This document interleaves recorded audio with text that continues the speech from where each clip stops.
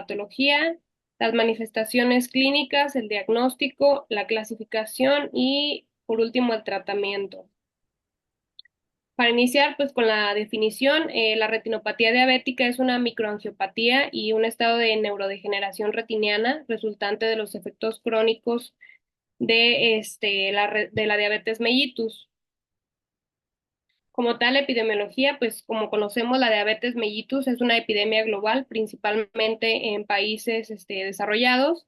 Se estima que para 2045 afecte a 700 millones de personas y un tercio de estas personas padezca algún grado de retinopatía diabética. Asimismo, un tercio de estas personas con retinopatía va a tener algún grado de amenaza en la visión. Sabemos que es la principal causa de ceguera en personas de 25 a 74 años y esto principalmente después de 15 años de diagnóstico de la retinopatía. Desafortunadamente, en América Latina, los datos de prevalencia, así como la incidencia de la enfermedad, pues no son muy claros, no hay estudios a largo plazo que nos estimen la incidencia. En este estudio que encontré del 2024, donde se hizo un estudio de la incidencia en América Latina y el Caribe, se encontró una prevalencia en pacientes con diabetes tipo 1 del 40,6 y en diabetes tipo 2 del 37,3. Pues si vemos son cifras realmente significativas y pues una incidencia acumulada a los 9 años del seguimiento que duró este estudio de 39,6%. Entonces, pues es una enfermedad altamente prevalente en nuestro país y en toda América Latina. Como tal, ahí es el estudio más grande sobre el seguimiento de la retinopatía diabética, es el estudio de Wisconsin Epidemiology Study, que es se va a abreviar así, WESDR. A lo largo de toda la presentación vamos a encontrar recuadros en la parte inferior izquierda de de los estudios más significativos sobre la retinopatía diabética. En este caso, pues el estudio de Wisconsin, a pesar de que es un estudio pues un poco arcaico, fue un seguimiento de 20 años de pacientes desde 1980 hasta 2005 aproximadamente y fue publicado en el 2008 de la duración de la diabetes. Y pues en este estudio se vio cómo se asociaba de forma estrecha la incidencia de la retinopatía diabética con lo que sería pues como fuerte predictor de la incidencia de retinopatía. En este estudio se hicieron dos grupos. Se tomó un grupo de personas menores de 30 años con diagnóstico de diabetes. Principalmente estos pacientes predominaba el tipo 1 y el otro grupo fue de pacientes con retinopatía diabética diagnosticada después de los 30 años y pues como sabemos predomina el tipo 2. Y pues este estudio fue muy interesante porque se vio como a mayor tiempo con la enfermedad, pues había mayor riesgo, mayor incidencia de la retinopatía. En este grupo de diabetes tipo 1 se encontró que entre los primeros 5 y 10 años de diagnóstico una incidencia del 27%, mayor a 10 años del 70 al 90% y de 20 a 30 años una incidencia de hasta el 95% y de estos el 35 hasta el 50% se consideraba una retinopatía diabética proliferativa. En cambio, en diabetes tipo 2, con 11 a 13 años de diagnóstico, una prevalencia del 23% y los mayores de 16 años de diagnóstico, 65% y una retinopatía diabética proliferativa del 10%. Como tal, los factores de riesgo, el principal factor de riesgo que se encontró fue la hiperglucemia, que es el principal factor pues, que conduce a esta retinopatía y a todas las complicaciones consiguientes de la enfermedad. Los estudios que más se identificó fue el de control y complicaciones de diabetes, que es el primero, y el estudio del Reino Unido de la diabetes. Y en esto se encontró que pues tener una hemoglobina glucosilada menor a 7%, tenía menos riesgo de incidencia de retinopatía, así como en pacientes que ya se vean tenido cifras mayores y disminuían 1% de esta hemoglobina, se disminuía asimismo la retinopatía diabética en un 37%. Otros factores de riesgo importantes que comentan también estos estudios es la nefropatía, y pues si nos consideramos que si hay un daño en los capilares de las nefronas, pues muy probablemente hay daño en los capilares retinianos. También el que más estudió el impacto de la hipertensión fue el del estudio de Reino Unido, en donde se vio que una presión arterial sistémica menor a 140/90 disminuía la incidencia de retinopatía de un 34 hasta un 47%. Como tal, también el embarazo y la pubertad, como son estados con alto cambio hormonal, aumento del factor de crecimiento endotelial, principalmente en embarazo, aumento de estrógenos, progesterona, cortisol, aumentan la progresión y la incidencia también de la enfermedad. El sexo masculino, el tabaquismo, la hiperlipidemia, la anemia, también como un estado de hipercoagulabilidad, aumenta el riesgo, la obesidad y la genética, principalmente algunos antígenos leucocitarios humanos se han asociado al riesgo de incidencia. Hay otros estudios que están como un poco en área gris, pero estos estudios sí vieron una disminución de la prevalencia. Fue en pacientes con glaucoma, principalmente la fisiopatología de por qué hay una menor incidencia o prevalencia, es porque en el glaucoma pues hay una pérdida de la actividad metabólica de la retina, y pues como tal, por la degeneración de las células ganglionares que existen en la enfermedad. Entonces como tal pues hay un aumento hay perdón, una disminución del metabolismo retiniano y pues una menor prevalencia de la, de la retinopatía. Otro factor protector, por así decirlo, que disminuye la incidencia es la miopía. Se ha visto que pacientes con mayor a 2 dioptrías, por el estado de cicatrización corioretriniana, así como también otros interacciones en antígenos leucocitarios, principalmente el D, se asocian a la disminución de la prevalencia. Y pues como tal, la fisiopatología de la retinopatía empieza con el estado de hiperglucemia, en donde hay alteraciones bioquímicas y del estado metabólico celular, principalmente con un perdón, un aumento de la vía de los polioles. Hay productos de glicación, también se producen más productos de glicación avanzados. Se estimula la producción de proteínas C quinasa, y todo esto aumenta las especies reactivas de oxígeno, y como tal, pues, apoptosis y muerte celular. También todas esas alteraciones bioquímicas pues generan cambios anatómicos y del flujo sanguíneo que propician la pérdida de pericitos, el engrosamiento de la membrana basal, una destrucción de la barrera hematorretiniana, la formación de microneurismas y pues también de la acelularidad capilar, que ahorita mencionaremos cada una de estas alteraciones, tanto bioquímicas y anatómicas, puntualmente. Sin embargo, pues ya también teniendo ya estos cambios anatómicos, se genera una hipoxia retiniana con liberación de proangiogénicos y pues tal como tal la neovascularización. Aquí tenemos un pequeño esquema de cómo está la hiperglucemia en el lado de arriba. Se alteran todas estas vías que ya mencionamos, se producen las especies reactivas de oxígeno, como sabemos, pues son productos tóxicos a nivel celular, generan el aumento de la permeabilidad vascular, la disfunción neural, la hipoxia retiniana, y pues al final toda esta hipoxia genera la liberación de los factores de crecimiento endotelial y genera todos los proangiogénicos y pues ya la neovascularización.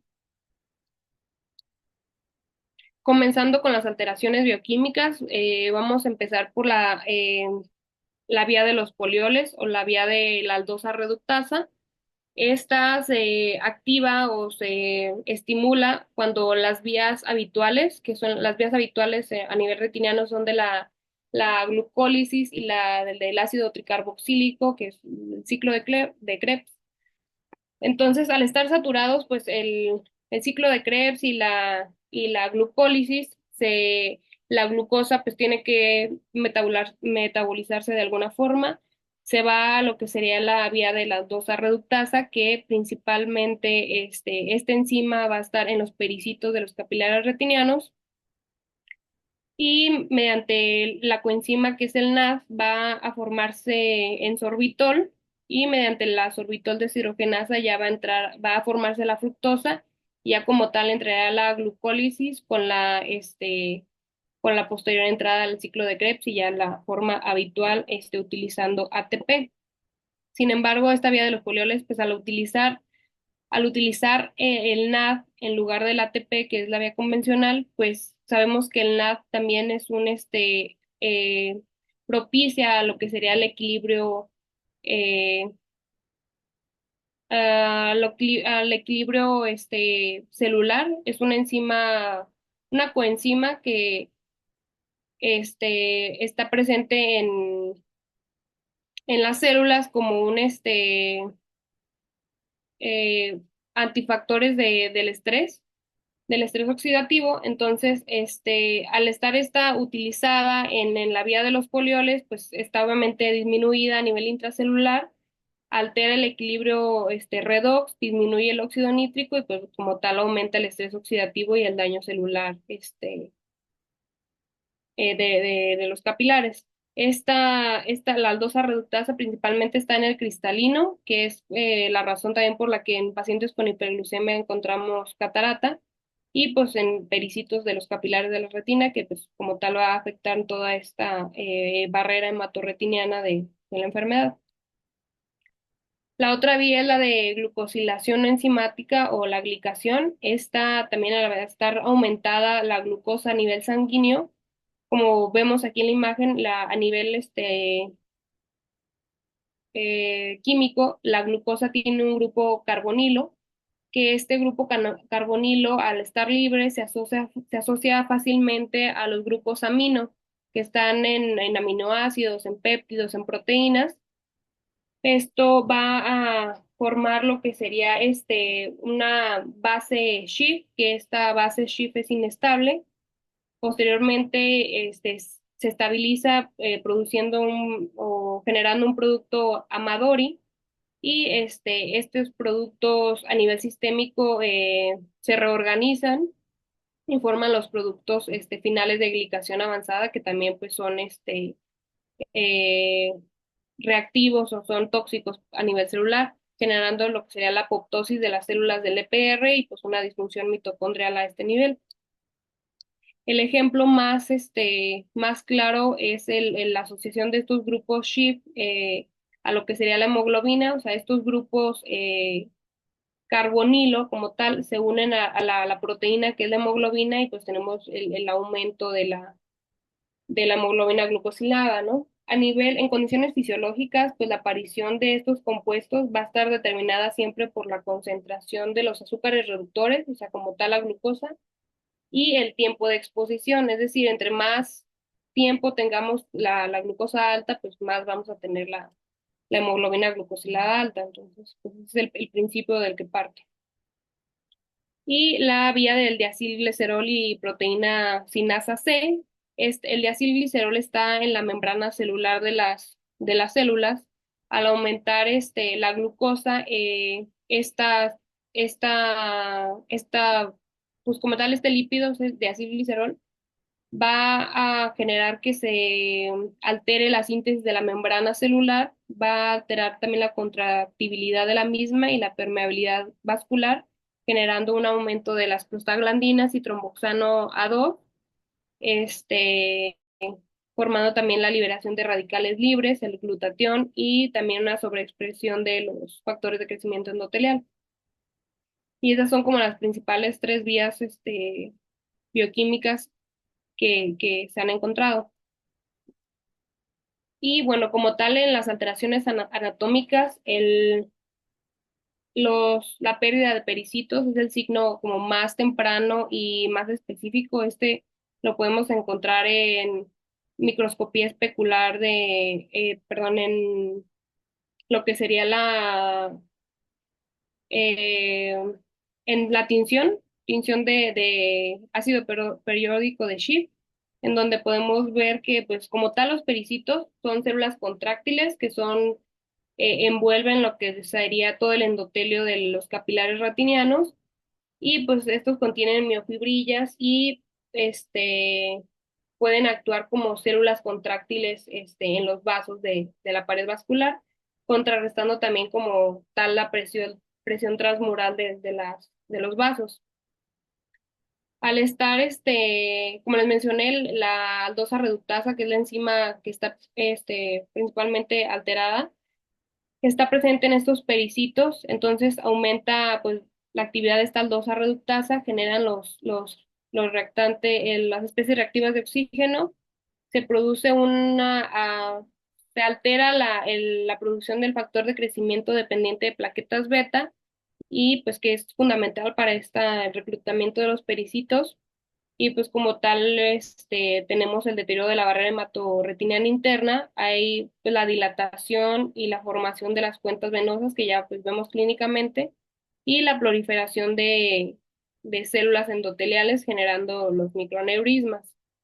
Aquí en esta tinción de ácido periódico de Schiff, en la imagen superior tenemos cómo están las células normales, tenemos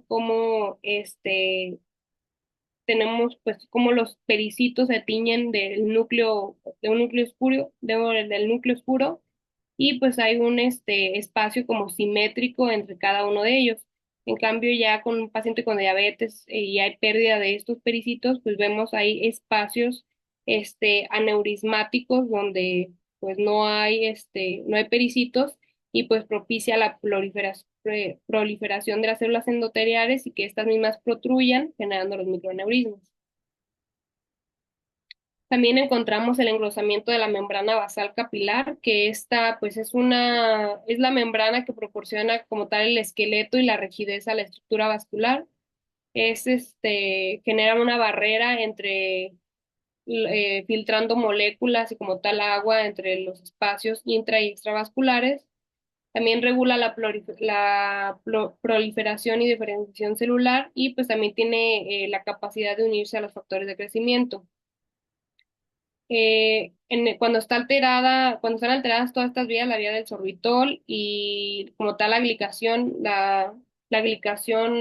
no enzimática, esta glucosa va a unirse la membrana basal está formada por colágeno principalmente, entonces la glucosa se va a unir a esta membrana basal generando como este engrosamiento, este depósito de colágeno fibrilar, y vacuolización del mismo. Si vemos aquí en la imagen derecha, la primera imagen es una membrana, basal normal, pues vemos aquí están como continua, y en la otra ya hay como puntos o como tipo vacuolitas y más engrosamiento de la misma. Entonces, es otro signo que vemos en la membrana basal y se le denorma como patrón en queso suizo por este puntillo y esta vacuolización que se observa. Y pues ya por último, con todas estas cambios anatómicos, hay hipoxia en la celular, liberación de los factores de crecimiento, que principalmente los proangiogénicos que se han identificado es el factor de crecimiento endotelial vascular, el factor de crecimiento insulínico tipo 1, el factor de crecimiento transformante, y el factor de crecimiento epitelial pigmentario, que como tal pues van a promover la neovascularización. Esta neovascularización va a también aumentar la permeabilidad vascular y como tal pues generar el edema macular diabético que veremos después. No sé si aquí con la fisiopatología hay alguna duda o comentario.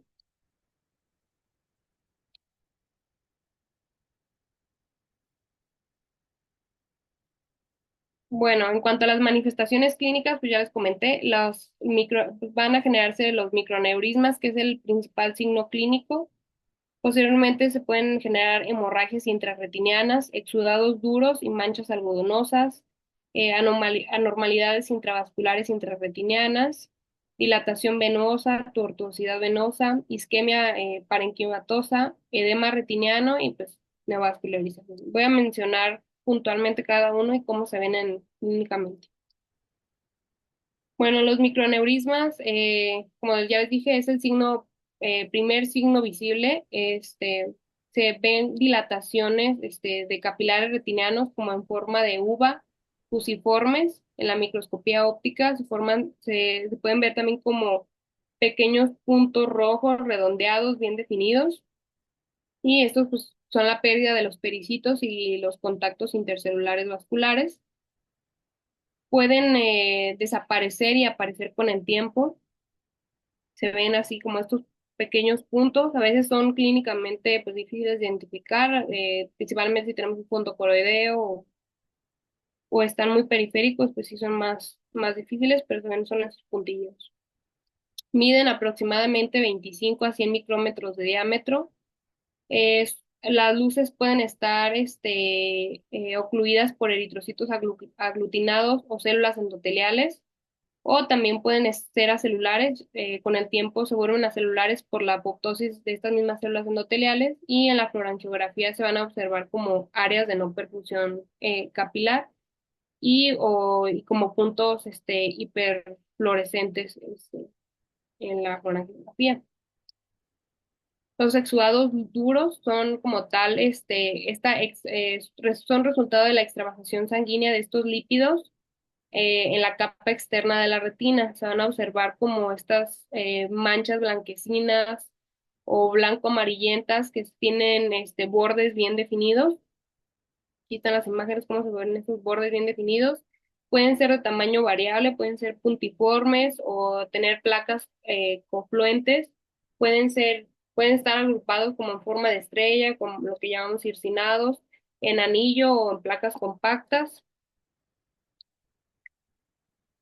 Y pues a diferencia de los exudados duros, las manchas algodonosas, que como tal es un error llamarlas manchas o exudados blandos, son manchas algodonosas que son como áreas de isquemia de las fibras nerviosas o infarto del edema de los axones de la capa de fibras nerviosas. Y como a diferencia de los exudados, estas se ven como manchas blancas de bordes mal definidos, ovales. Pueden tener un patrón como siguiendo el, la dirección de las fibras nerviosas. Entonces, pues es una forma de diferenciarlas. ¿Y sabes cuánto duran esas manchas? Pues pueden durar de forma indefinida. No, los exudados duros sí. Los exudados duros, que son fugas, como ya lo dijiste, extravasaciones, sí. Las manchas algodonosas generalmente no, generalmente sí se quitan. Esas isquemias, esa isquemia va a dañar el tejido y se va a atrofiar. Generalmente esas manchas duran semanas, entonces pueden durar 4, 6, 8 semanas y puedes ir teniendo resolución de unas y generación de otras. Esas zonas isquémicas se van a atrofiar. Bien, Ah, ok. solo era una pequeña aportación. Gracias, gracias. Mm. Bueno, y como tal, las hemorragias intrarretinianas, estas se van a producir por la ruptura de los microaneurismas, los capilares o las vénulas. Se forman, bueno, su forma va a depender de la localización dentro de las capas de la retina y se suelen adaptar a los espacios extracelulares. Vamos a tener de dos tipos: las superficiales, que son resultado de las arteriolas precapilares superficiales, y van a estar como tal en la capa de fibras nerviosas.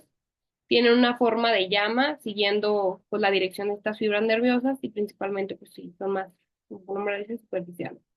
Y las profundas, que son más comunes, son originadas por el extremo venoso de los capilares y tienen una forma más redondeada, como en mancha o pues sí, como más grande, ¿no?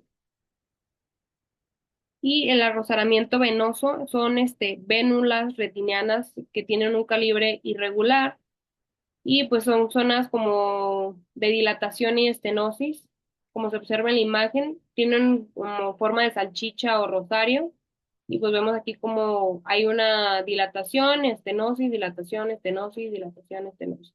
Y continuamente, pues es un signo no específico de la isquemia y puede ser predictor de riesgo de progresión.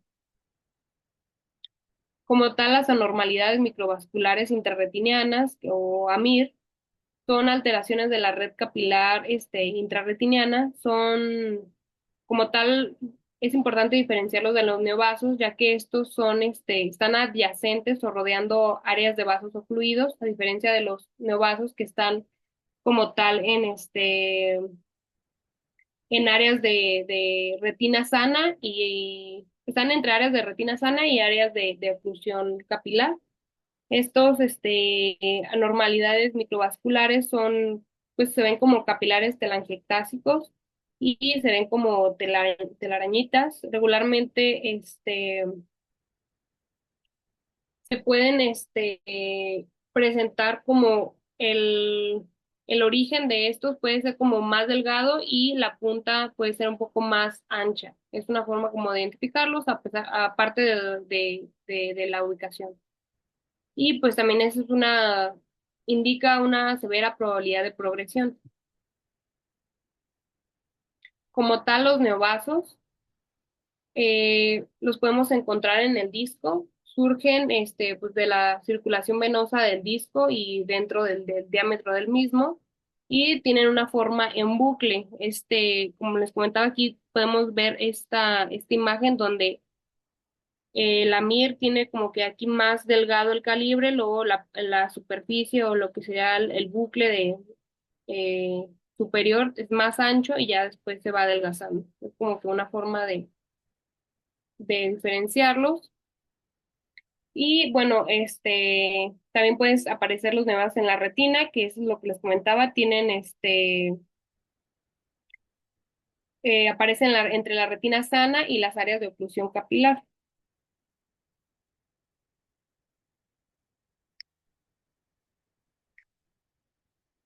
Y bueno, ya son como los signos, todos los signos encontrados clínicamente. El diagnóstico, pues, es clínico, viendo todos estos signos que ya mencionamos. Tenemos que hacer un examen ocular completo, siempre bajo dilatación pupilar, ya que se ha visto que hasta en un 50% de los ojos que se diagnostican, si no se diagnostican, perdón, si no se dilata la pupila. Entonces, siempre es importante dilatar los pacientes porque pues la mitad de los pacientes no los vamos a diagnosticar si no hacemos una adecuada dilatación, ya que también hasta en un 10% las lesiones están en la periferia, en la retina periférica. Y bueno, podemos utilizar otros auxiliares diagnósticos como fotografías de fondo de ojo. Estas nos van a permitir documentar y como tal estadificar la, la, la enfermedad en el paciente. La angiografía con fluoresceína también, como vimos, pues ya actualmente tiene indicaciones muy puntuales que ahorita vamos a mencionar, pero realmente no es necesaria para el diagnóstico. Y la tomografía de coherencia óptica ahorita ha tenido mucho impacto en cuanto al diagnóstico de edema macular diabético, porque pues es una técnica no invasiva y pues nos permite identificar de forma rápida esta complicación.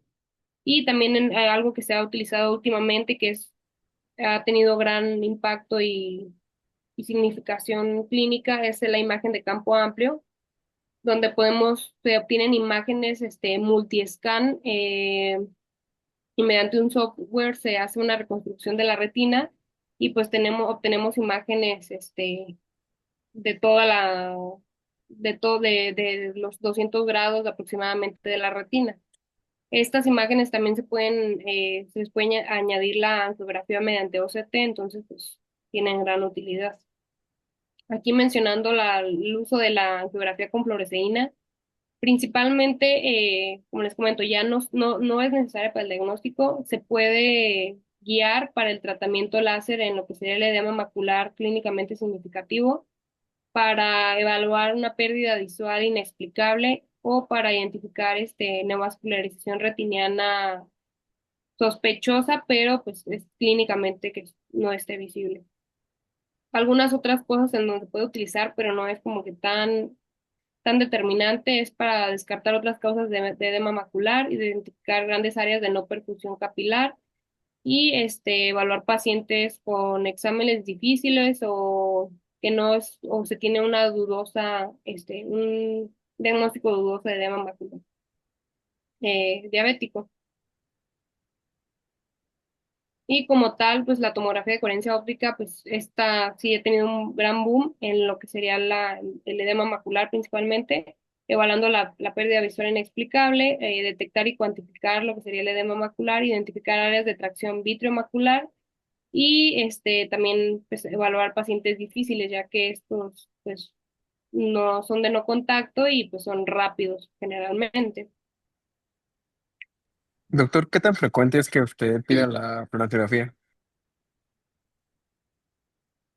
¿Sí me escuchan? Sí, Miren, la verdad es que la angiografía, la angiografía convencional del campo pequeño que te saca 30, 45 grados, la verdad es que yo ya casi no la uso. Me puede servir a lo mejor para una cordopatía serosa central, cuando estoy buscando alguna anormalidad vascular que ya vi ahí en los grados centrales, pero la verdad es que yo ya casi no utilizo si no es de campo amplio, porque donde para mi opinión me da más utilidad es para valorar zonas de isquemia periférica. Me gusta para utilizar, para valorar ya sea, por ejemplo, datos de vasculitis en otros tipos de enfermedades, ¿no? Vasculitis o vasculitis oclusivas periféricas, o en los diabéticos sí me gusta valorar las zonas isquémicas, ¿no? Así como Paula lo dijo, los pacientes miopes a veces, entre que disminuye la progresión, pero a veces es difícil verlos, eh, le sacas una angiografía y ves las áreas de isquemia, pero realmente que sea un estudio que yo utilice de rutina, como hace varios años te decían, no, pues tiene que traer de cajón su angiografía, la verdad es que yo no. Lo hago incluso para detectar si hay datos de progresión cuando yo creo una retina estable y quiero detectar si va bien ese paciente, le saco una angiografía, pero de rutina no lo hago. La verdad es que para mí el diagnóstico es clínico. Gracias. gracias, doctor. Y bueno, como tal, la clasificación a grandes rasgos podemos clasificarla mediante retinopatía diabética no proliferativa y proliferativa, con sabiendo que el edema ocular se puede presentar en cualquiera de estas dos.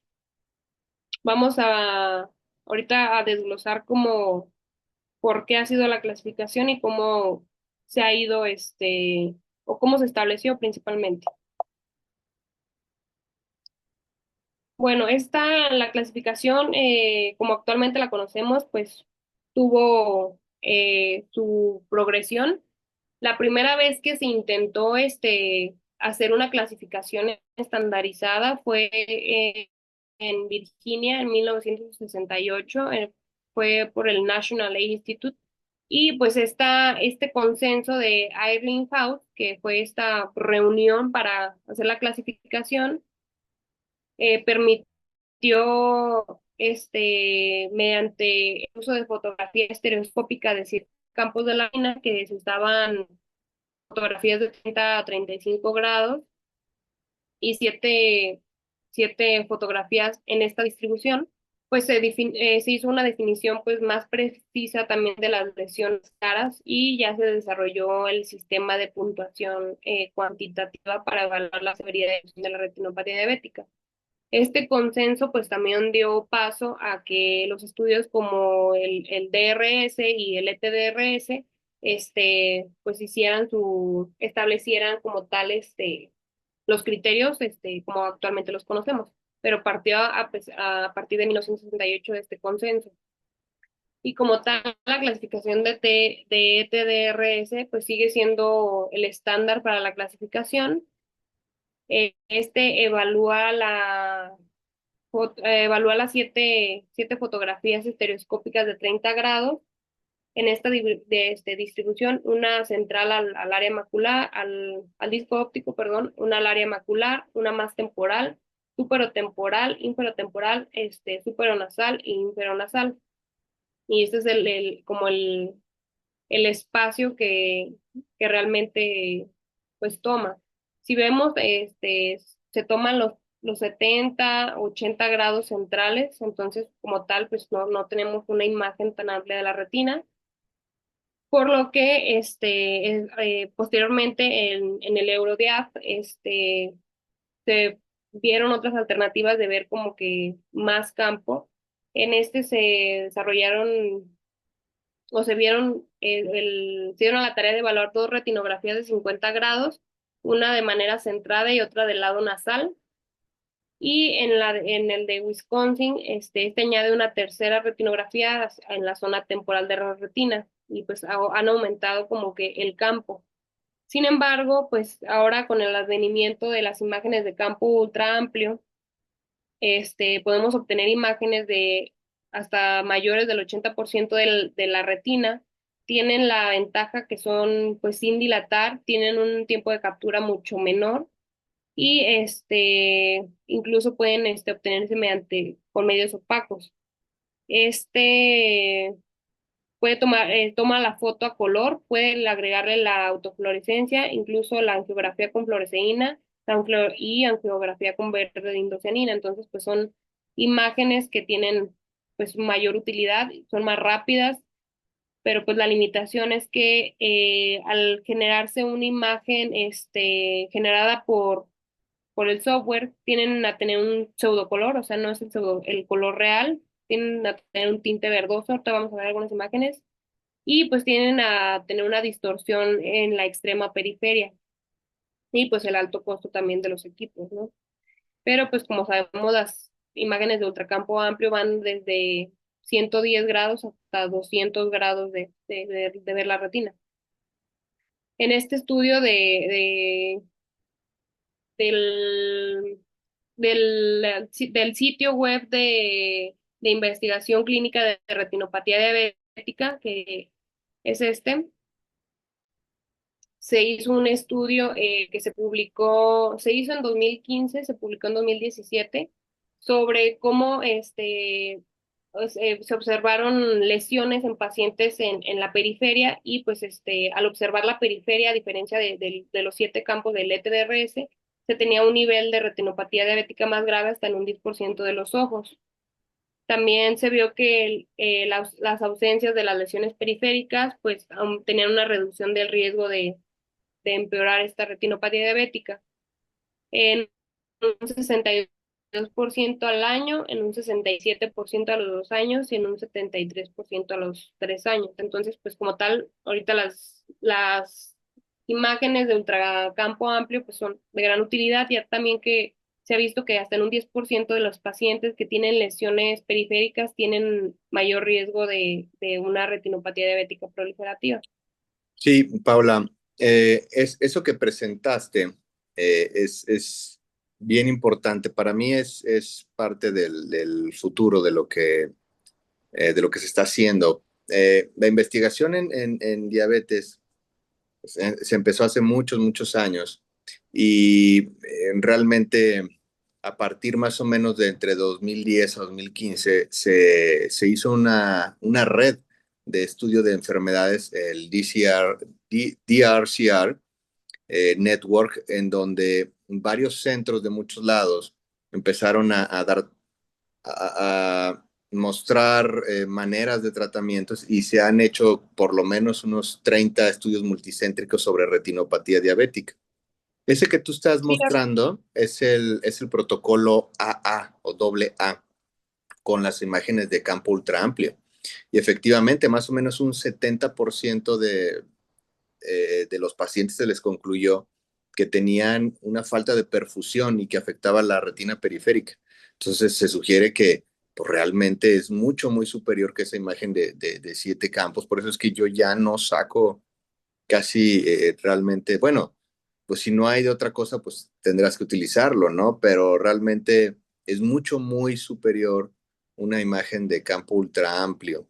Y hay varios de los protocolos muy, muy importantes, el protocolo T, el protocolo W, que bueno, a ver si ahorita los mencionas y si no, ahorita yo hago alguna intervención. sí, de hecho, bueno, esta página para los compañeros que no la conozcan, actualmente o sea, hay como 45 estudios, y también ahí te muestra los estudios que están en proceso de la retinopatía diabética, entonces, pues, sí es una buena plataforma que puedan consultar. Este es el estudio exactamente el AA, y Ujú. genera o hace la investigación sobre las lesiones en las imágenes de ultracampo amplio. Aquí pues tenemos un pequeño cuadro donde hacemos la comparativa del protocolo de TDRS y este protocolo del DRCR, que a su vez se divide en protocolos S, N y W, que estos protocolos, por ejemplo, el S evalúa imágenes solamente del área central, el N evalúa imágenes del área nasal y del W evalúa imágenes de la periferia, del W de Wild, de la periferia más amplia. Entonces, pues hace la diferencia de cómo con 3 imágenes de estas 3 áreas, pues son clínicamente más significativos. Ahí, como vemos, pues podemos identificar progresión y riesgo de enfermedad, incluso grados de gravedad más altos si se evalúan áreas más periféricas. Y pues ya lo que les había comentado, que es más rápido y pues que ese también no requiere midriasis. Estas imágenes también tienen ese beneficio. Y pues aquí tenemos cómo, si ponemos la comparativa a la línea azul de cómo el ETDRS comprende esta área azul, y pues vemos realmente no es como tanta si comparamos con una imagen de ultracampo amplio, ¿no? Y pues no sé si quiere agregar algo más de esto, doctor, o continúo con la clasificación que se utiliza. Sí, adelante, adelante. Ok, bueno, ya como tal, la clasificación, a pesar de estos avances en lo que serían los campos ultra amplios, la clasificación del ETDRS de severidad sigue siendo significativa. O sea, de hecho se ha visto que utilizando esta misma clasificación, pero pues comprendiendo toda esta área de estudio, se puede llegar a evaluar la severidad de la misma forma. Y evaluamos la retinopatía en no proliferativa. La leve comprende solo microneurismas, la moderada hemorragias intrarretinianas menores a 20, pero en los 4 cuadrantes, o exudados duros, algodonosos y rosarios venosos en un cuadrante. Como tal, la no proliferativa grave, nos podemos acordar mediante la regla 4-2-1, que son hemorragias intrarretinianas mayores a 20 en los 4 cuadrantes, rosarios venosos, exudados duros o blandos en 2 o más cuadrantes, o incluso amires en 1 o más cuadrantes. Como les había comentado, pues el encontrar amires ya es un dato de progresión muy significativo.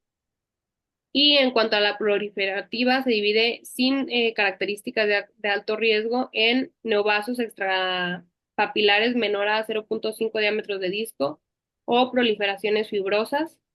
Se considera proliferativa sin características de alto riesgo leve o moderada con neovasos extrapapilares mayores a 0,5 diámetros de disco o neovasos en papila menor a 1/3. Estos dos se consideran también sin características de alto riesgo, pero moderados. Ya con características de alto riesgo serían neovasos extrapapilares, pero mayores a 0,5 diámetros de disco, más hemorragia vítrea o hemorragia prerretiniana.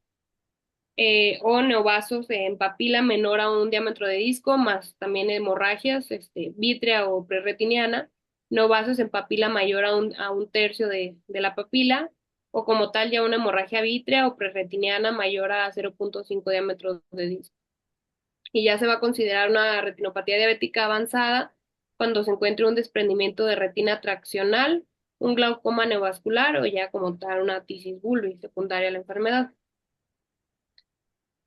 Y bueno, es la clasificación. Vamos a ir con el tratamiento que va pues encaminado hacia esta clasificación, o sea, nos vamos a basar en esta clasificación para el tratamiento.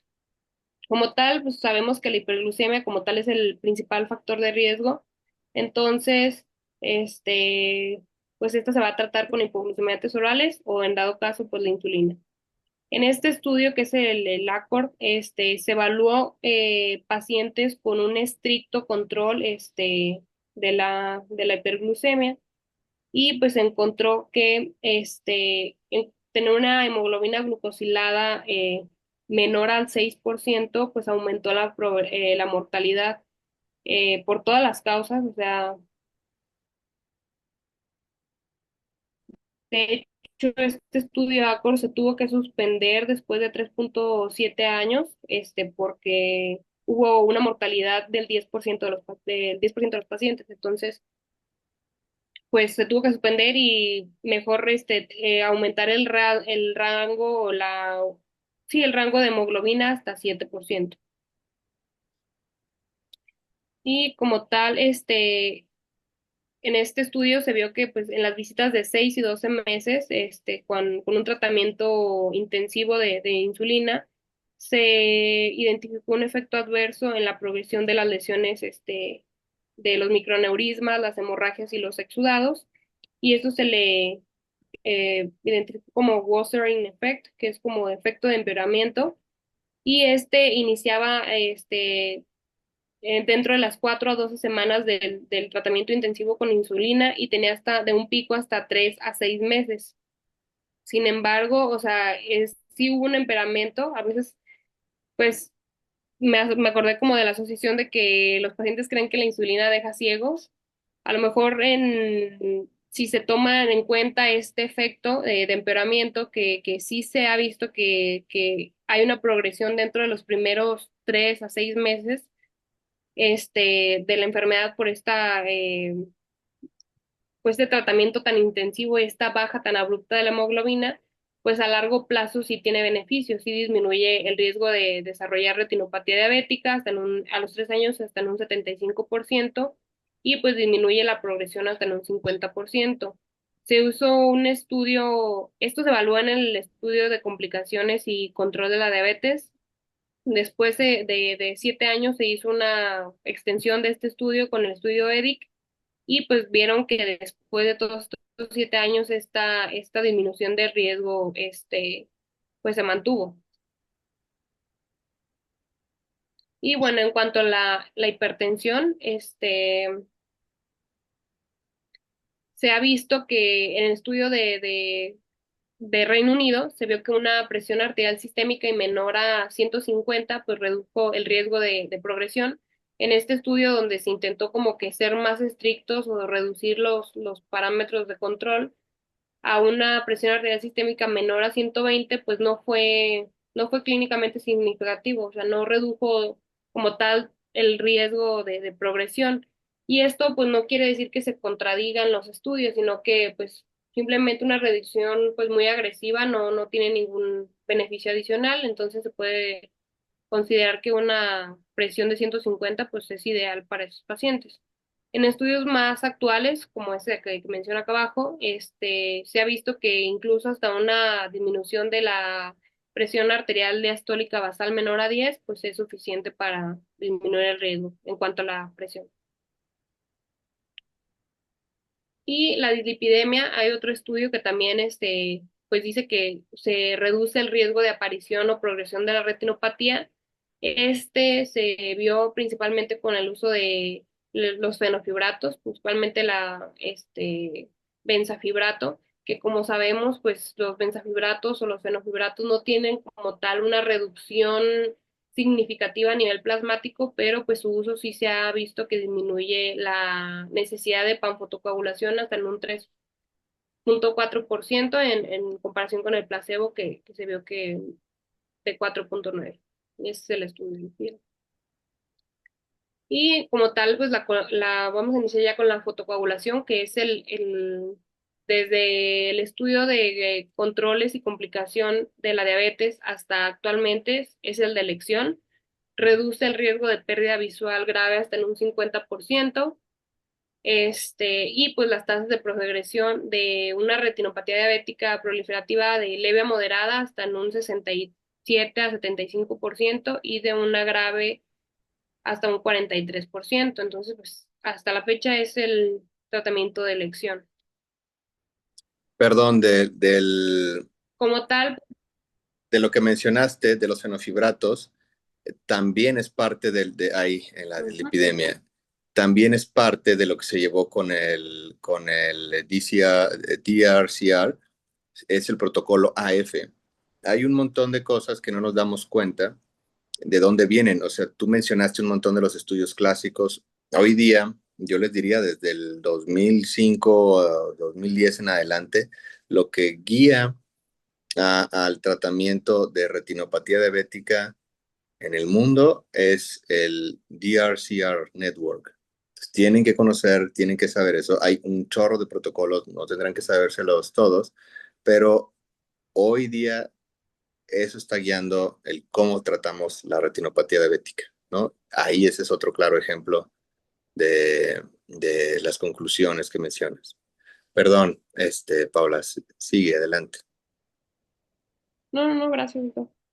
Y bueno, pues aquí podemos, ya vimos los parámetros del láser, en la clase de láser, pero rápidamente el tamaño recomendado son 500 micrómetros, la exposición es de 0,05 a 0,1 segundos, la intensidad se recomienda de entre 2 a 3 cruces, teniendo como un color blanco aperlado, blanco grisáceo en el spot que se ponga. Y pues principalmente va a ser clínicamente más aceptable en una retinopatía diabética proliferativa leve o moderada, tener una distribución de separación de un ancho del spot y en la grave pues reducir esta distribución de 0,5 hasta 0,75. Esto pues también para reducir el área de alto metabolismo y de necesidad de oxígeno que tenemos. Se puede hacer desde 1 hasta 3 sesiones, pero pues como sabemos también se puede, o sea, no hay diferencia si se hace en una o en tres. Pero siempre es recomendado pues poner en la primera sesión las mayores posibles por el riesgo de posterior sangrado y pues la pérdida de a lo mejor de control del paciente, de que ya no regrese o que se nos pierda el paciente, ¿no? Donde siempre que se pueda poner en la mayor cantidad de spots, pues es mejor. La distribución, pues la proximidad al nasal al disco se recomienda mayor a 500 micrómetros, la proximidad temporal al centro mayor a 300, entre el límite superior e inferior, pues fuera de las arcadas temporales, y en cuanto a la media, dentro de las 3.000 micrómetros del área macular, siempre pues al menos hasta al ecuador, ¿no? Y la orientación de la panfotocoagulación siempre se recomienda iniciar en la periferia media, o sea, primero iniciar en lo que serían los puntos amarillos, después en la periferia lejana y ya como tal en la periferia, ya por último en la periferia cercana. O sea, ya cuando no hay más espacio y sigue avanzando la retinopatía, pues ya es como que de última instancia la zona 3. Ahí Y estoy de vamos a ver. acuerdo contigo, Paola. Desgraciadamente, a veces los lentes de campo pequeños que utilizamos a veces para dar láser, pacientes diabéticos que obviamente ya no generan una buena midriasis, tienen catarata y demás. motiva a veces a que pues se le dé láser y tienen varios pacientes en el instituto y demás, motivan a que den láser pues muy cercanos a las arcadas. Yo les diría que siempre deben de iniciar del ecuador hacia la periferia, así como tú lo estás mencionando, e incluso hay algún grupo argentino que hace tiempo solo daba tratamiento a la periferia, ahí donde tienes la zona morada, y decía, si yo pongo unas dos, tres líneas a la periferia y no se inactiva, lo opero. O sea, daban tratamiento solo a las zonas de las ramas vasculares más delgadas y si no, ellos no perdían el tiempo. Me parece una exageración, pero sí, no den terapia láser únicamente al Ecuador, donde toda la zona periférica está isquémica. Intenten esforzarse por privilegiar las zonas de más isquemia, las zonas más periféricas. Adelante. Sí, además, pues conservar el área, lo que sería el área 3 y el área roja, pues también conserva los 60 grados centrales que son pues necesarios para conducir, ¿no? Entonces, pues, Claro, el campo actividades. visual, la comodidad del paciente, totalmente de acuerdo. Ujú. Y como tal, el número pues total de quemaduras, no hay como tal un consenso, bueno, de lo que encontré varios artículos y varios protocolos, no encontré así como uno que diga tantas, tanto número de quemaduras, pero sin embargo se recomienda desde 1200 hasta 1600. Esto también va a cambiar según como se llama el tiempo de exposición. Aquí tenemos dos estudios, que es ¿cómo se llama? La práctica, la práctica preferida de patrón, que es el de la Sociedad Americana de Oftalmología, que recomienda un pulsos con exposición de 20 milisegundos, que pues como tal, ya vimos en la clase de láser, que genera una afluencia menor y por tanto pues una menor tamaño de las cicatrices, reduce también este tamaño de las cicatrices superpuestas, hay una curación de las quemaduras pues, con el tiempo y también minimiza la lesión de los fotorreceptores. Como tal, el pulso o el tipo de exposición que recomienda el ETDRS es de 100, pues tenemos más riesgo de todas estas complicaciones y pues al usar un tiempo de exposición de 20, se pueden utilizar más número de quemaduras. En caso de la retinopatía diabética proliferativa leve, se recomienda de 2400 a 3500, de la moderada de 4000 a 5000 y en la grave de 5500 a 6000. Y utilizando el ETDRS, de la leve de 1200 a 1800, moderada de 2000 a 2500 y en la grave de 2000 a 2500. Pues siempre sabemos empezar en la parte periferia y pues comentaba si se pueden poner todos estos números de spots en una sola sesión, pues es mejor. Si no, en la leve y en la moderada completarlo en las primeras 2 semanas y en la grave puede ser hasta en las 3 a 4 semanas. Doc, y en ese caso, Y ¿qué como tanto riesgo hay de edema macular? O sea, si se le ponen tantos disparos en una sola sesión. Sí, sí, depende de la afluencia que pongas, ¿no? O sea, el tamaño en el spot y el poder que vas a utilizar, pero sí, tienes más riesgo de edema macular. Miren, yo les diría que, por ejemplo, yo teniendo aquí mi láser, yo sí prefiero ponerlo en varias sesiones, excepto en aquel paciente que ya detecté que efectivamente no se le va a dejar poner o que viene muy de lejos y que aparte es mal paciente, yo honestamente bloqueo al paciente. Le pongo un bloqueo aquí, lo siento en mi unidad, le pongo el bloqueo, lo dejo 15 minutos esperando en la sala de espera y luego lo regreso. Y la verdad es que se deja poner todos los disparos que quieras. O sea, un buen bloqueo te va a permitir ponerle 1200, 1800 disparos en una sola sesión. La verdad es que el paciente ya no se va molesto con el dolor que le genera la sesión de láser, te permite poner una muy buena sesión. Eh, Evidentemente, ahí el objetivo será que reduzcas la fluencia, porque si el paciente se te está moviendo, pues a veces le subes el poder para que pinte de veras, ¿no? Entonces ya con una retina inmóvil, pues realmente es para que cuides la cantidad de láser que pones y le pongas más disparos.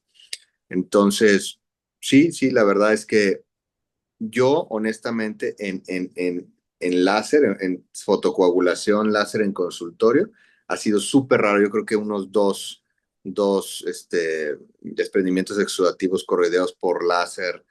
La verdad me ha aventado también un poco más en quirófano. Ahí sí, un poquitín más. Eh, pero tampoco han sido más de 5. Entonces, no es fácil motivar al desprendimiento exudativo seroso. Den buen láser. Obviamente, si el paciente ya lo ves que le está generando una reacción vagal, está nauseoso, está todo, pues ya no le vas a poder dar más láser, ¿no? Pero sean cuidadosos con el poder que le dan. Pero pongan bastante. Gracias. Adelante, Pau. Sí. Y bueno, como sabemos, se vio en el estudio de SCRD, que, bueno, el de control y complicaciones, que en la retinopatía diabética no proliferativa leve y moderada, pues no se recomendaba, ya que la probabilidad de progresión a una forma severa o proliferativa, pues a corto plazo era baja. Se recomendaba mejor una vigilancia anual en este tipo de pacientes y tratarla cuando ya fuera no proliferativa severa o ya no proliferativa severa o proliferativa. Aquí pues menciona cómo a lo largo del tiempo en estos pacientes que se tienen una retinopatía diabética no proliferativa de leve a moderada, pues realmente la progresión y la severidad de pérdida de visión pues es muy baja. Entonces, en este tipo de pacientes, con la disminución del campo visual y todas las complicaciones que podemos ocasionar por el láser, pues realmente no se recomienda. Y bueno, también hay la guía de práctica clínica, lo recomiendo. En cambio, pues en la retinopatía diabética no proliferativa grave, siempre se recomienda, ya que siempre que exista un mal control metabólico, no haya un cumplimiento de las previsiones del paciente, o que se vea que tiene una catarata que pues pueda limitar la aplicación de láser en un futuro próximo, o también que se vea en una fluorangiografía, por ejemplo, o datos de isquemia generalizada. También se recomienda fuertemente en embarazo, ya que, como vimos, también genera una mayor progresión de la retinopatía en este estado. Y pues se ha visto que hasta en un 50% en un año puede progresar a una proliferativa. Entonces, pues es siempre indicado poner la láser. Mm, Y como tal, aquí en la severa podemos observar al paciente si se puede dar seguimiento, pues si se puede dar seguimiento, podemos darle seguimiento y ponerle una fotocoagulación selectiva guiada por la fluorangiografía, y si no se puede seguir, pues ya como tal una panfotocoagulación, ya que se ha visto, pues como les digo, en un año hasta el 50% de probabilidad de que se forme una proliferativa, y en 3 años hasta en un 71%. Entonces, pues también va a depender si el paciente sí se tiene seguimiento, pero pues realmente en nuestro medio creo que siempre es bueno pues colocar el láser ya cuando se tiene una severa. Y en retinopatía diabética proliferativa, pues es una indicación absoluta, incluso si no hay datos sin características de alto riesgo, ya que, y siempre que los medios obviamente lo permitan, ya que pues el riesgo de pérdida visual es hasta de un 80%. Se ha visto que si se pone en una retinopatía diabética proliferativa de forma temprana, o sea, en los primeros 6 meses en lo que se desarrolla esta enfermedad, se puede conseguir hasta una agudeza visual de 20, 40 o mejor en un 60% de los pacientes. Entonces, pues sí es muy clínicamente muy significativo en esos pacientes. Y pues también identificar siempre que esté asociado a edema macular, ya que siempre va a ser necesario tratar el edema macular, ya que es la principal causa de pérdida visual en el paciente. O sea, como tal puede tener sangrados periféricos, tener una retinopatía diabética proliferativa, pues, sin edema macular, y pues puede tener una visión pues realmente respetada. Y cuando se asocia a edema macular, pues sí, el compromiso visual sí es muy importante. Entonces, siempre tratar primero el edema y posterior, poner poner láser, ¿no? Si es traccional, pues liberar la tracción. Si es difuso, antiangiogénicos. Si es focal, pues también láser. O ya si es isquémico, isquemia macular, pues ya sabemos que tiene mal pronóstico. Y pues como tal aquí vamos a ver edema macular en la siguiente clase, pero pues aquí como un pequeñito esquema de cómo manejarlo, el edema macular. Si es focal, pues se puede dar láser focal. Si está en el centro, principalmente dar antiangiogénicos. También si es difuso. Y si tenemos edema macular, pero tenemos una buena agudeza visual, pues podemos esperar. Sin embargo, si tenemos en el ojo contralateral, pues siempre poner antiangiogénico. Y bueno, en el protocolo T, que es como mencionaba el doctor, se vio como cuál antiangiogénico era más o era mejor para el edema macular. Y se vio que realmente en pacientes con agudeza visual de 20-40 o mejor, pues cualquier antiangiogénico era bueno. Y en pacientes con una agudeza visual de 20-50 o peor, el que tenía o que tenía menor necesidad de colocación de láser era el aflibercept. Sin embargo, pues solamente esta diferencia se sostuvo por los primeros 2 años. Entonces, pues podríamos inclinarnos por el uso de aflibercept, pero pues saber que al final, o sea, a largo plazo, pues todos van a funcionar igual. Y Sí, pues, perdón, el protocolo T, yo le calculo que debe haber salido como entre el 2021, 2022 más o menos. El resultado deben haberlo trabajado como en el 2020. Y efectivamente, así como lo dices muy bien, Paula, se encontraba mayor beneficio en los pacientes que casi hacía el switch del medicamento con aflibercept, en aquellos que tienen una agudeza basal entre 20-50 a 20-400 y fue superior el aflibercept. En pérdidas visuales menores no había mayor diferencia efectivamente. Entonces, pues, digamos, pacientes con mayor lesión deberían de tener el antiagénico más potente. Pero efectivamente se estudió a los 2 años. Después, cuando se hizo una extensión del estudio, ya no se notó tanta diferencia y ahora toca hacer comparación con los nuevos antiangiogénicos. Pero bien, efectivamente, el protocolo T es uno de los protocolos más famosos en cuanto a las conclusiones recientes. Gracias, adelante. nada, y ya como tal, vamos a ver como las indicaciones de una vitrectomía, que pues como tal es lo que no queremos llegar en un paciente de estos, ¿no?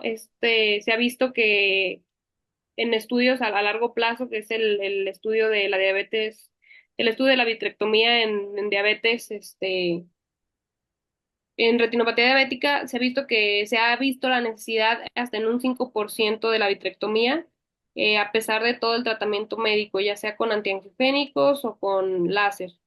Y principalmente las indicaciones son con hemorragia vítrea, que pues no se aclara, un desprendimiento de retina traccional que afecta o amenaza la mácula, un desprendimiento de retina mixto, ya reumatógeno contraccional, una hemorragia subhialoidea premacular densa, crecimiento progresivo del tejido gliovascular y pues ya también cuando se observa una rubiosis irides sin el antecedente de una fotocoagulación previa. Son como que las indicaciones de una vitrectomía pues, de primera instancia.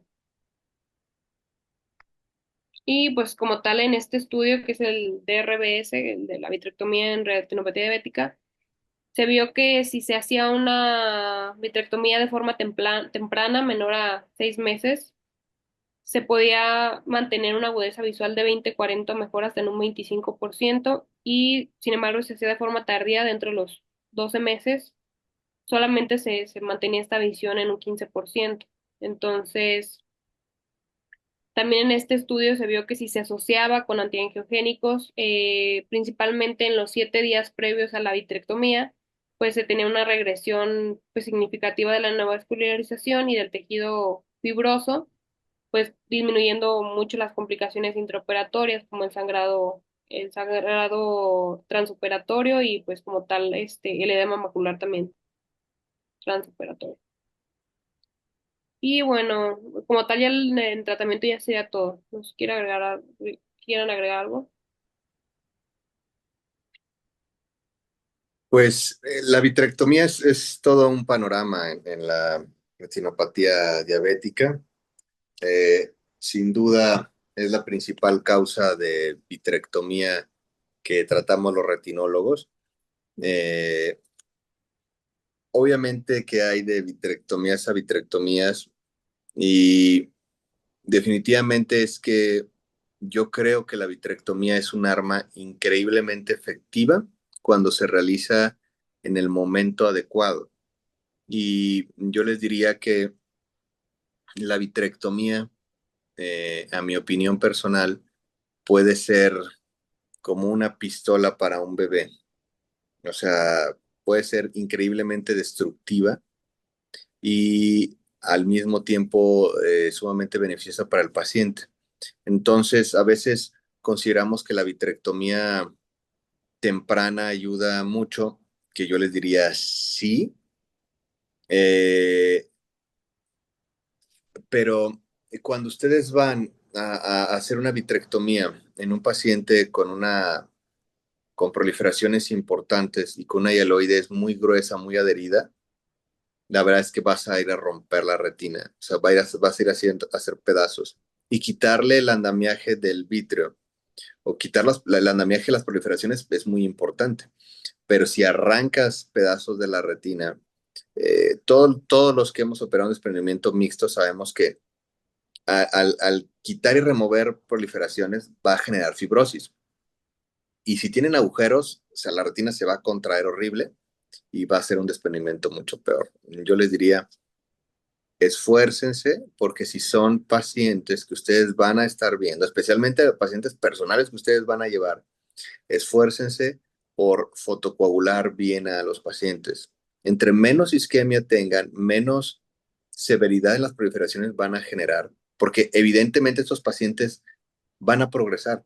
Aunque ustedes los vigilen mucho, evidentemente van a progresar. Entonces, cuando un paciente como ellos progresa y tiene una hemorragia vítrea y tú lo operas y tienes proliferaciones focales pequeñas y le quitas la hemorragia, te va excelente. La vitrectomía es curativa, es muy buena.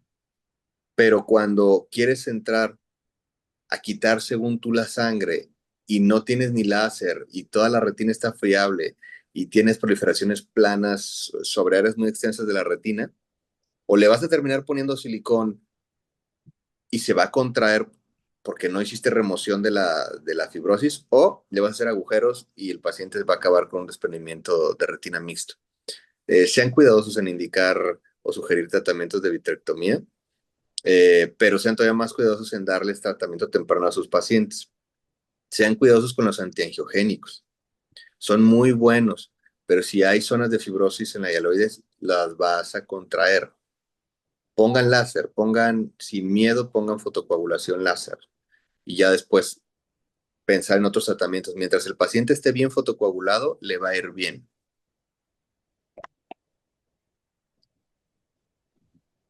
Adelante, Pau. Gracias. Y bueno, ya casi por terminar, vamos a hablar sobre el screening o de los pacientes o de cómo hacer el monitoreo pues temprano de estos pacientes. Aquí la Asociación Americana, la Academia Americana, recomienda que los diabéticos tipo 1 se haga la evaluación dentro de los primeros 5 años del diagnóstico, o sea, posterior a los 5 años, ya que estos pacientes pues tienen un diagnóstico pues agudo, de reciente diagnóstico, pues no van a tener como tal daño microvascular.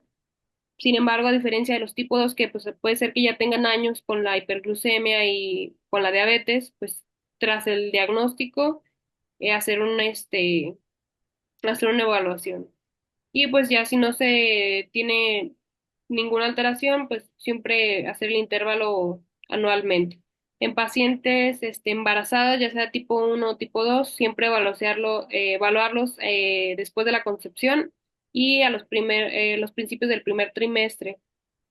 Si no se tiene retinopatía diabética o hay una retinopatía diabética no proliferativa leve a moderada, se puede hacer la vigilancia de 3 a 12 meses y ya con una no proliferativa grave o peor, pues ya un seguimiento de 1 a 3 meses y como ya vimos en las indicaciones, siempre fotocoagular a las pacientes embarazadas cuando se tenga una grave o peor. Y como tal el seguimiento, pues aquí tenemos cómo evaluarlos. Si quieren, se los mando para que sea más, lo tengan más fresco ahí en tu teléfono o algo, porque a veces pues sí es más difícil recordarlo. Pero pues siempre cuando se tenga un edema macular diabético, eh, que no sea clínicamente significativo, pues pueden espaciarse un poco más de 3 a 6 meses. Y cuando ya es clínicamente significativo, pues ya hacer un seguimiento mensual. Regularmente cuando ya hay un edema macular siempre es mensual, si ven. Y pues ya como conclusión, la retinopatía diabética es una de las principales causas de pérdida visual en nuestro país y en el mundo. Siempre hay que prevenir antes que tratar, mediante un screening o un cribado en la población de riesgo que ya vimos cuáles son. Siempre hacer un control y pues asociarnos de otros médicos, internistas, de endocrinólogos, etcétera, para pues siempre evitar la progresión de la enfermedad y pues siempre que esté indicado fotocoagular, pues hacerlo ya que es el tratamiento de elección y el que se ha visto que disminuye la progresión y la pérdida visual de los pacientes. Y como tal las referencias, sería todo de mi parte. Muy bien, Pau, te felicito. La verdad es que retinopatía diabética es todo un tema, es un tema muy extenso, es un tema muy importante. Eh, Realmente va a ser muy, muy grande la cantidad de pacientes que van a ver con lesión diabética. Tan es así que pues se puede dividir en varios apartados, ¿no? El edema macular, la retinopatía como tal, el tratamiento quirúrgico, solo fisiopatología es bastante. Eh, Realmente tenemos que entender de dónde venimos en el tratamiento de la retinopatía diabética y hacia dónde vamos. Eh, Hace mucho tiempo había unos tratamientos que les llamaban arco de Genón, que eran unos como disparotes de láser. Yo nunca los di, pero los llegué a ver en algunos pacientes, en unos huellotas como de atrofia hacia la retina. Y fue que empezamos a darnos cuenta de que pues inhibir la retina periférica, inhibir la isquemia, mejoraba a los pacientes. Eh, la manera en que se trata la retinopatía diabética ya ha tenido prueba y error, ¿no? Desde que al principio se le disparaba directamente a las venas para que no sangraran, o sea, se intentaba ocluir con láser directamente la vasculatura, hasta que sabemos que las zonas de isquemia, o sea, tratar las zonas de isquemia en la retina, disminuye la neovascularización en la retina, los sangrados hacia el iris, hacia el ángulo. Entonces, eh, debemos de entender hacia los inicios de esto y hacia dónde va. Creo que Paula lo hizo muy bien, resumió muchísima información en unas diapositivas eh, y que yo les invito a que consulten algunas de las conclusiones de, como les mencioné, esta red de estudio de la retina, ¿no? El DRCR Network, porque hay mucho que se está haciendo, hay muchas cosas que se van a hacer en un futuro. Realmente son estudios multicéntricos muy, muy importantes, y que en cuanto a una parte muy importante de esta red es que no tiene un apoyo de laboratorio como la mayoría de otros estudios, como otros estudios multicéntricos como el Tenaya, Lucerne y todo, pues Faricimab quiere sacar su medicamento, pues va a patrocinar el estudio. En su mayoría, el DRCR no hace eso, es colaboración pura de muchos centros. Entonces, realmente los resultados van a ser más, pues, más de la vida real. Entonces, creo que por ahí va la guía de tratamiento hacia los nuevos tratamientos de diabetes, de diagnóstico, ya lo vimos en cuanto a campo amplio. Retinopatía diabética junto con el glaucoma son la principal causa de la pérdida visual no reversible. Definitivamente que debe estar en nuestra mente el tratamiento, la prevención y la limitación de las lesiones. Y la verdad es que como conclusión así muy personal, les diría que no dejen de poner un buen láser a los pacientes. Para mí eso es así súper, súper importante. Un buen láser en un paciente limita la lesión durante años y les mejora el pronóstico para cuando realmente tengan una progresión que debería ya meritar cirugía. El que haya tenido buenas sesiones de láser le cambia totalmente la posibilidad de respuesta a tratamiento del paciente. Eviten estar poniendo antiangiogénicos si el paciente no esté fotocoagulado y o no tiene edema macular. Yo sé que puedes disminuir la progresión también con antiangiogénicos, pero es un tratamiento que es finito. La fotocoagulación láser, ya quemaste las zonas que están produciendo isquemia. Yo les diría, utilicen la fotocoagulación láser como principal arma de tratamiento de retinopatía diabética. Gracias, doctor. Bueno, aquí nomás para ver rapidísimo, esa es la red de estudio de investigación de retinopatía diabética que comentamos con el doctor, bueno, que de donde me asocié y ven aquí cuántos protocolos, aquí va por nombre, la descripción, Ujú. cuándo se inició, cuándo terminó y pues aquí pueden literalmente descargarlo gratuito, cada uno de ellos. Pues sí, ahí Está miren. gratis, sí. Conté como 46 actualmente. Y pues sí, miren, con todos estos y los pueden descargar. Y aquí hay otras que estén donde están haciendo participaciones clínicas e incluso hay nuevas publicaciones y presentaciones del material que hay. Para que se lo puedan checar, pues ahí está. Muy bien, te felicito. Gracias, doctor. ¿Dudas, chicos? ¿Preguntas? Doctor, yo tengo una duda. ¿Tiene alguna experiencia con la inteligencia artificial en la retinopatía diabética? ¿Como para qué? ¿Como para diagnóstico? Pues en cualquier sentido.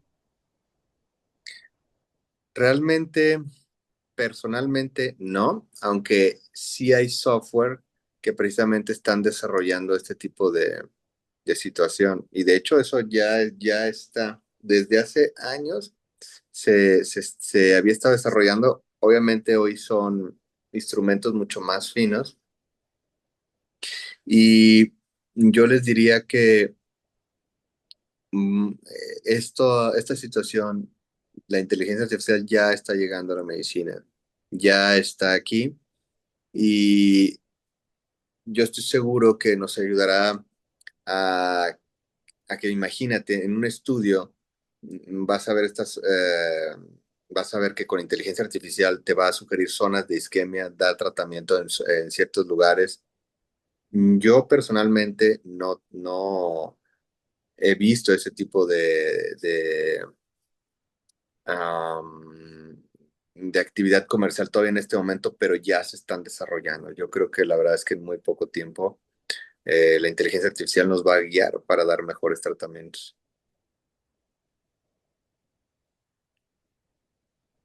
Gracias.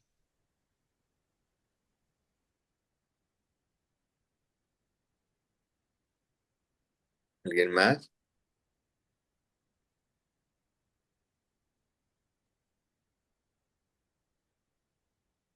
Me Creo parece que que no, no, doctor. Doc. Ajá, como que estaban silenciados, ¿verdad? Muchísimas gracias por su tiempo. No, gracias a ustedes, chicos. Gracias por la Gracias, invitación. Doc.